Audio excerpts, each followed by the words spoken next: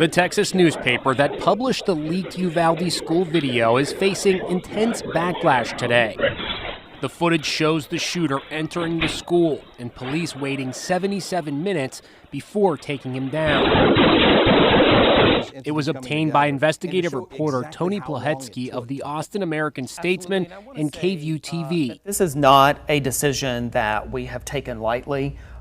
We have carefully considered what we are doing here. We know that there will be people out there who maybe do not agree with our decision to air these clips. Several family members are angry that they didn't get to see the video first. To the person that leaked it, screw you. They were going to see this video on Sunday. You did not have to release this and leak it. And I think it's appalling, and you should be ashamed of yourselves for doing that. But others say the criticism is misdirected. And we will not change our minds until we see the result and hear those babies cry for help. That is what we need to see. And I hate to say it, but that's what it's going to need to exact change and protect our babies. The harrowing video begins at 11:28 a.m. as the killer crashes his car outside the school. 3 minutes later, he fires at the building. A teacher inside frantically calls 911, screaming at the kids to take cover.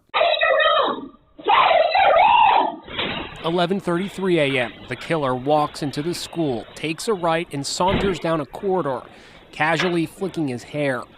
A youngster comes out of the bathroom and notices the gunman. As the rampage begins, the boy turns and runs for cover. We hear multiple bursts of gunfire, but the sound of the children's screams has been removed. 3 minutes later, the first cops arrive. They move in to confront the killer, but are repelled, grazed by bullets. Over the next 20 minutes, more law enforcement officers arrive. We counted 24, crowded into the hallway, heavily armed, wearing helmets, carrying ballistic shields, but they still hung back.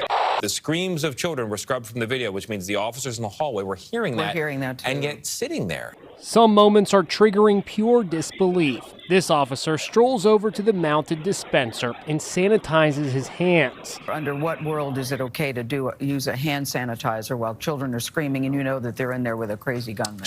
Two others fist bump and this cop checks his cell phone, but maybe that's understandable. He's reportedly the husband of fourth grade teacher Eva Morales, who called him to say she had been shot. Finally, at 12:50, they make their move. 1 hour and 17 minutes after the nightmare began, it's over.